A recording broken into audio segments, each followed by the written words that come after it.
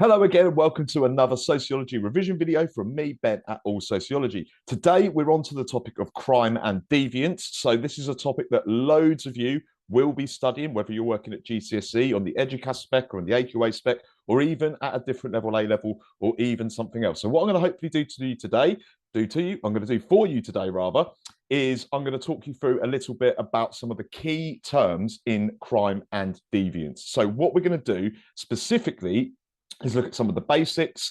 Then we're going to dive into talking about social control, the role of sanctions, and also taking a bit of a deep dive into the role of the police and the courts in society.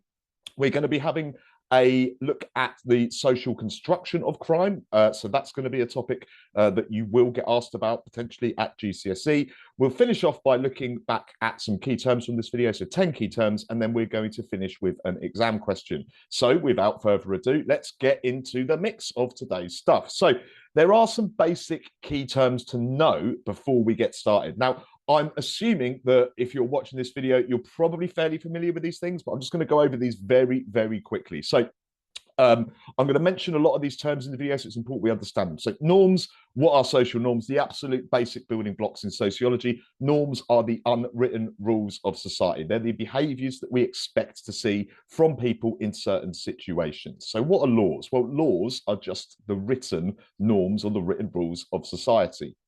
Values is a one that can sometimes be a little bit confusing for people because whilst norms are behaviors, they're things that people do, values are ideas and beliefs. They're things that people think or that society thinks. So often we think about values as in what's important to you. So as society, we might have values of things like respect, privacy, the law, freedom, these kind of things. They're all things you can't necessarily touch. You can't necessarily do them, but you do think that those things are important to you.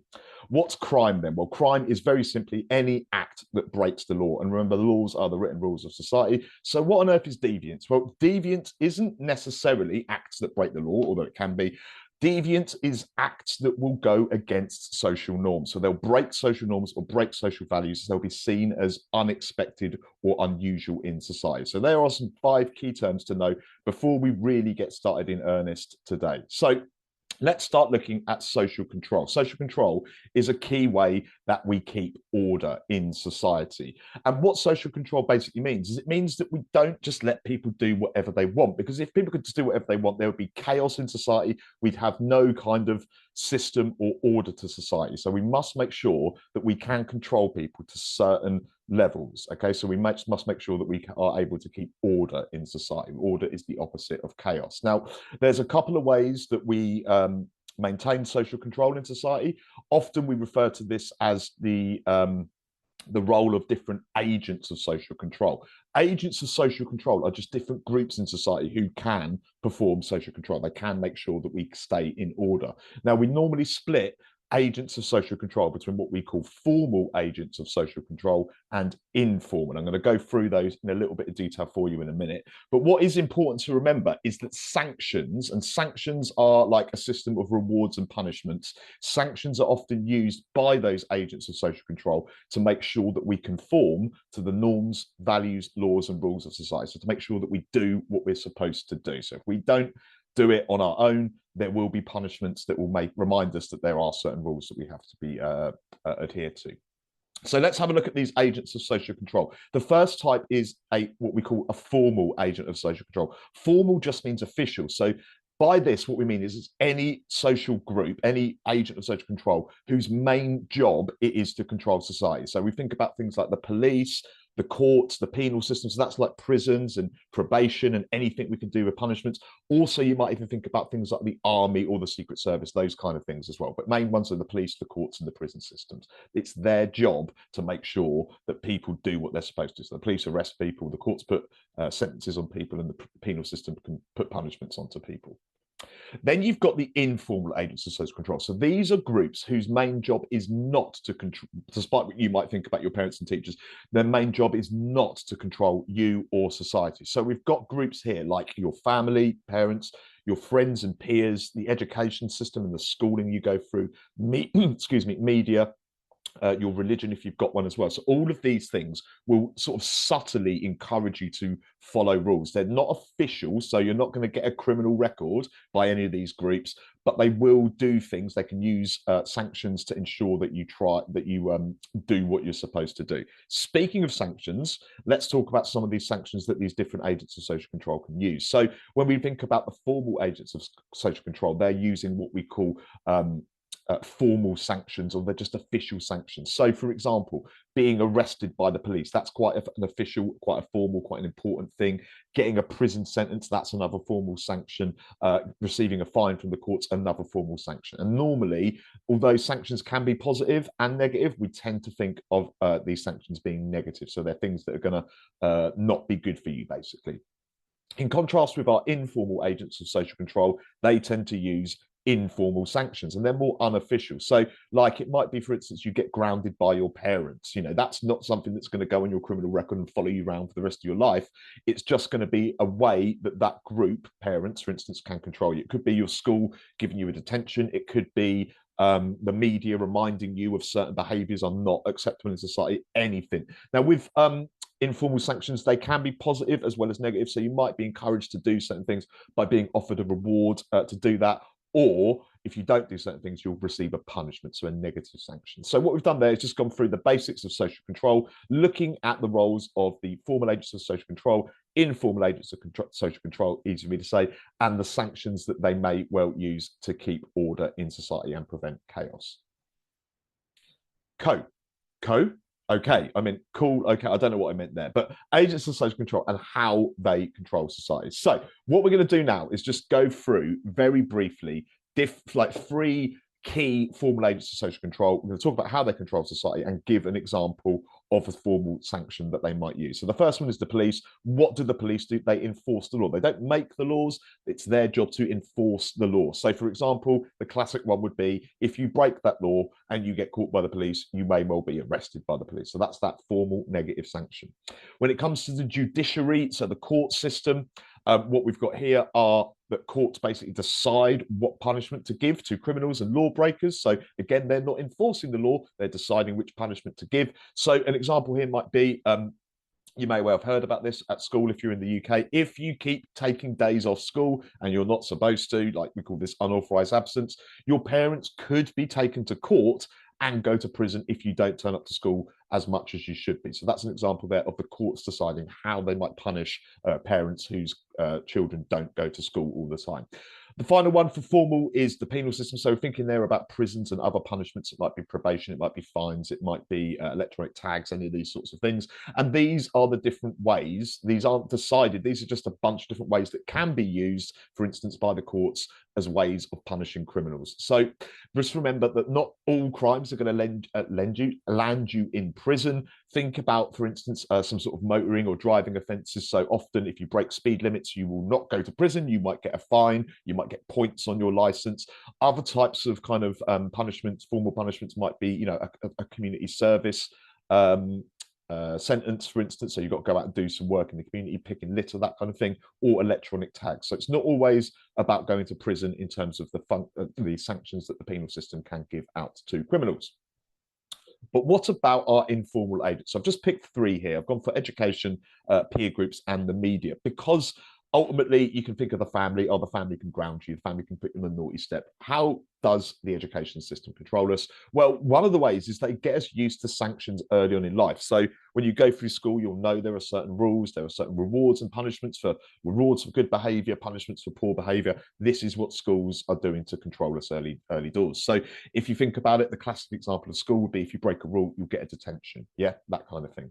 What about your peer group, though? So what about your mates? How can they control you? Well, the way I think about this is like, your friends will either express approval or disapproval of certain behaviors. So the example I always give is, like, if you've done something wrong, let's say you've told a lie about somebody, you might be ignored or shunned from your group of mates, or you might be muted from a WhatsApp group or something like that. For instance, so if you haven't attended a friend's birthday party when you said you would, your friends might be a little bit annoyed with you, and they might do those sort of subtle, informal sanctions to remind you that you've broken those social norms. And then finally, the media. How can the media control us? Seems like a bit of a weird one. But if you think about it, the media often remind us about norms, laws, values, and sanctions around crime. And what the idea is that they're trying to say, the media are trying to sort of put out this message to us that crime doesn't pay. So if you watch like I do, I end up watching a lot of like crime shows, true crime, police shows, and that very often, not always, but very often, you will see the police catch that criminal, or you will see that criminal receive a sentence for a crime they've committed. And what this is doing, it's reminding us that crime doesn't pay. The other example you can give here is, for instance, like occasionally you get adverts, like the one that sticks in my mind is about like movie piracy. It's like you wouldn't steal a car, you wouldn't steal a pair of trainers. So why do you steal films? That's an advert. It's part of the media reminding you don't pirate movies or stuff like that. So there you go. That's some examples there of different agents of social control: formal, police, judiciary, and penal system, and then informal, education, peer group, and media, and how they might be able to control your behavior. Quick sip of coffee for me. Here we go. Because we're going to move on to something slightly different now. Now, this is a concept, the social construction of crime and deviance. You've probably come across social construction or social constructs before. If you haven't, I'm going to try and explain what it means. It's quite a simple idea to get your head around, but sometimes can be quite difficult to like articulate it in writing and sort of write out and explain it, what it actually means. So I'm going to try my best to give you the absolute basics of it. So what is a social construct or a social construction? I mean, the same thing, by the way. A social construct is something that's been made up by society. It doesn't exist naturally in the world. Human beings have had to decide something and put that in place. So lots of things we can think of as social constructions. For instance, marriage, that's something that human beings have made up as a concept. We've got crime, which I'm going to talk about in a minute. And the other social constructs might even be, some people might even talk about things like gender as well as being a social construct. But we're going to talk about crime. So crime is a social construct. And the reason is, it's because society has at some point decided what is and isn't a crime. So certain things are seen as crimes, certain things are not seen as crimes. How does that actually pan out? It's because human beings, society has decided, it's made those decisions to construct certain behaviors as crimes. Now, the other thing we need to be aware of with social construction is that deviant behavior can also be seen as social construction. So in certain situations, a particular type of behavior will be seen as deviant, whereas in other situations, that behavior will not be seen as deviant. So the example I always use is about like talking loudly, shouting, or talking quietly. So if you think about a library situation, you go into a library, the norm is very much that you talk quietly, you're very, very quiet. You definitely wouldn't be shouting because that would be seen as deviant. Whereas if you were to go to a football match, being quiet is probably quite deviant. You want to be shouting, and shouting is very much the norm in that situation. So deviance can depend on a situation. And ultimately, what we're talking about here is that crime and sorry, I got cold.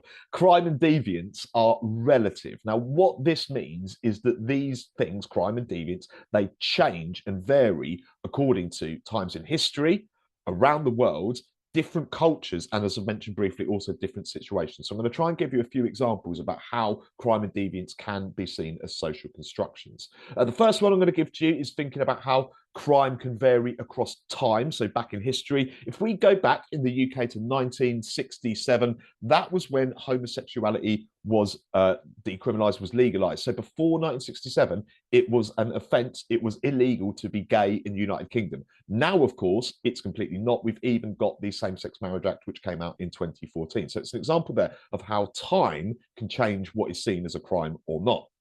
I'll give you another example. This one is about situational crime. So if you're anything like me, you're a bit of a nerd, you're a bit of a gadget nerd, and you like drones. I love flying my drone. Now, I got my drone about 10 years ago. Now, at the time I bought that, you could basically fly your drone wherever you wanted. Now, though, because of safety and regulations and security, the law has changed so that in 2016, you are now restricted as to where you can fly your drone. So you cannot fly your drone within, for instance, airspace or close to an airport. You can't fly it close to a public space, for instance. There's loads of rules about where you can and where you can't fly a drone. So it's another example there about how doing one behavior, flying your drone, is absolutely fine in one situation. But if you go and fly your drone over an airport, for instance, you have broken the law. So it's an example there of how the law might change in situations. I'll give you another example. This one is what we refer to as cross-cultural crime. That's how crime might vary around the world. Now, In Britain, people often don't know this, but actually prostitution, so selling sex for money, is legal, but actually soliciting for it, which means selling it, is illegal. Now, if you were to go to Amsterdam or other places in the world, they have these places called red light districts, and red light districts are basically places where sex work is legalized, and so soliciting for sex work, you cannot get a criminal with a record for doing that. So if you go to Amsterdam, there is a place called the red light district where sex work is regulated and effectively legalized there. But in the UK, it isn't. You would not be able to get away with that in the UK. It's another example there of how laws change and crimes change around the world. One more as we're there.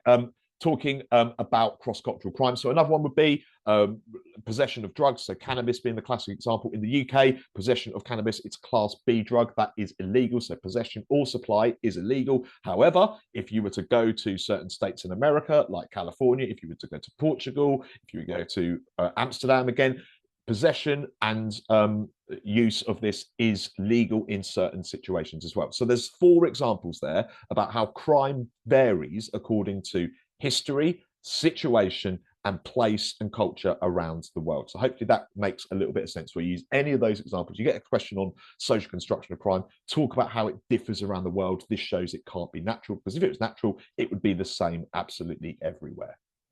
So we're coming very close to the end. I'm pleased, actually. This one's going to be quite a short video, I hope, unless I take blimmin' ages going through this. So I'm just going to run through 10 key terms that I've gone through in this video today. Crime, that was a pretty obvious one, isn't it? So a crime is an act that will break the law or break a written norm. Deviance is just acts that break social norms and values. They're things that go against what we expect to see, not always, but very often criminal.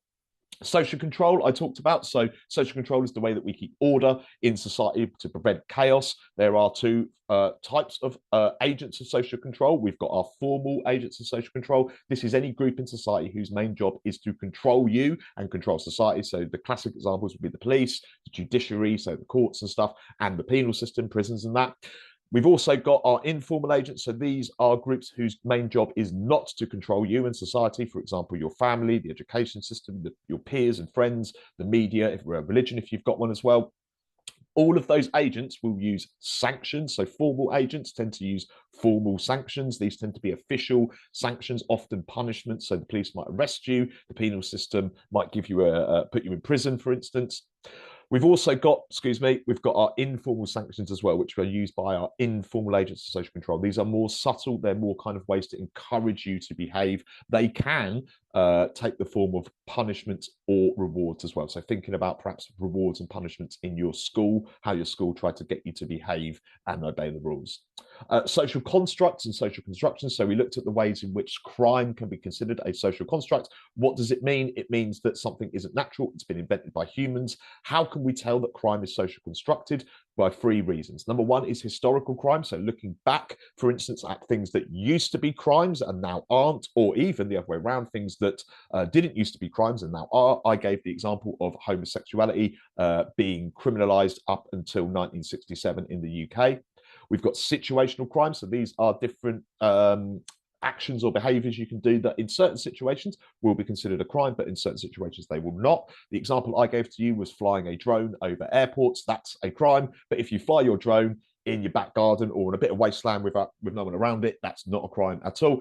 And the final example I gave was cross-cultural crime. So this is essentially where crime will differ around the world in different places. I gave you 2 examples. I talked about how soliciting of sex work is legal in Amsterdam in the Netherlands. And I also talked about how cannabis has been legalized and decriminalized in various places around the world. But of course, it isn't in Britain. So there we go, 10 key terms: crime, deviance, social control, formal agents, informal agents, sanctions, social constructs and social constructions, historical crime, situational crime, and cross-cultural crime. So it's time for a word on the exams. Now, your crime and deviance part of your sociology exam will appear if you do EDUCAS in exam paper 2. A quick word: if you don't do EDUCAS, you can listen to all this stuff, but I'm going to specifically talk about how you answer exam questions for the GCSE EDUCAS spec. So if you do EDUCAS, listen up, because I'm going to tell you something. Crime is a big topic. It takes up basically 30 marks. It's made up of one section. So section 6, there are 7 sections in the structive paper, but crime and deviance makes up 30 marks. So basically a third of this paper is going to be crime and deviance. What kind of questions will you expect to get? There will always be one 2-mark question, one 5-mark question, one 8-mark question, and one 15-mark essay question. So that will equal 30 marks. So I'm going to start off by looking at a 8-mark question, which might be something like, explain the different types of social control in society.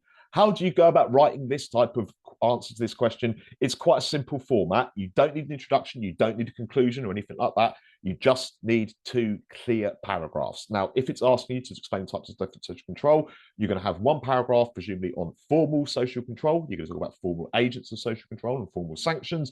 And then you're going to have another paragraph on informal social control, informal agents using informal sanctions. Let's have a look at an answer for that. But if you want to have a go at this, first of all, before I show you what I've written for this, pause this video, have a go at that, think back to what you've learned in this video, as well as what you might have learned throughout your course as well. But I'm now going to go through my answer to this. So remember, excuse me, you do not need an introduction, you don't need a conclusion, you just get straight into it. So I've started this off by saying one type of social control is formal social control. This is where formal agents of social control, whose main role in society is to keep order, like the police, enforce the laws of society. They will use formal sanctions that are official to punish wrongdoers. For example, the police may arrest someone if they commit a crime like assault, and the courts may put them in prison. Lovely little example there, loads of key terms. So the key terms there, formal social control. I've also got an example of the police, the courts. I've mentioned sanctions. I've mentioned formal sanctions there, and I've given an example of arrest or courts putting people in prison. Second paragraph, another type of social control is informal social control. This is where informal agents of social control, whose main role in society is not to keep social order, will try to encourage others to follow the norms and the rules of society. They will use informal sanctions, I mentioned rewards and punishments, that are used to encourage good behavior and to deter bad behavior. For example, a religion like Christianity may teach people it is wrong to commit adultery, because that's in the 10 Commandments. So there you go, that's my answer. You see there's no conclusion there, don't need one. But again, what I've done is I've peppered this through key terms. I've given examples in both situations, and I've used those words like formal, informal, sanctions, and I've given my examples of different agents of social control. So in the paragraph 1, it's the police and then the courts. And in paragraph 2, it is religion as well. So there we go. That would get you an 8 out of 8. I know this because I've marked for the examining board. I don't do it anymore, but I know that would get an 8 out of 8 because it's got all of the ingredients that you would need to get 8 out of 8 there. So just before we finish up, I'm just going to recap for those at the back. If you've been paying attention, well done. If you've got this far, what have I done today? We've started off by looking at the big topic of crime and deviance, which is on paper 2. I've gone through some basics, so some 5 key terms that you're going to need to know. So things like norms, values, laws, sanctions, social control. We looked in detail at social control, specifically focusing on the difference between formal agents and the formal sanctions that they will use, and the informal agents and the informal sanctions that they will use. We considered how crime can be a social construction by looking at the ways in which crime can differ in different places around the world, in different points in history, and in different situations. And then we've just finished up by going through 10 key terms and having a look at that 8-mark exam question, which hopefully has given you a bit of a better idea how to answer those things. So I'm back again. And just to say thank you very much for watching this, if you've made it this far. If you've liked it, if you've enjoyed it, there's a couple of things you can do. Number 1, whack a like on this video, or subscribe, or even better, do both. Even better than that, you can tell one of your mates who also does sociology that there is this guy who talks about sociology, and hopefully it's helpful for you. The other thing you can do, of course, go and follow me on any of the socials, Facebook, Instagram, Twitter, all of that business. Or if you really feeling lovely, then you can actually send me a couple of quid. If you met me in real life and you thought I'd buy that guy a coffee, would you do it? If you would, you can actually do that online by dropping me a Patreon donation at allsociology.com. No, it's not. It's patreon.com/allsociology. Or you can whack me a super like in the comments. If you need anything, you've got any questions about anything, drop them in the comments. I'll get back to you. Otherwise, I'm going to sign off for now, and I've got a few more of these crime videos coming up. I've got 3 more coming out. They focus on a variety of things like measuring crime, theoretical views of crime, patterns of crime, and there's another one as well. I can't remember what it is, but there's loads of new videos coming very soon. Until next time, ladies and gents, thanks very much for watching. I've been Ben, you've been the people. I'll see you next time. Bye.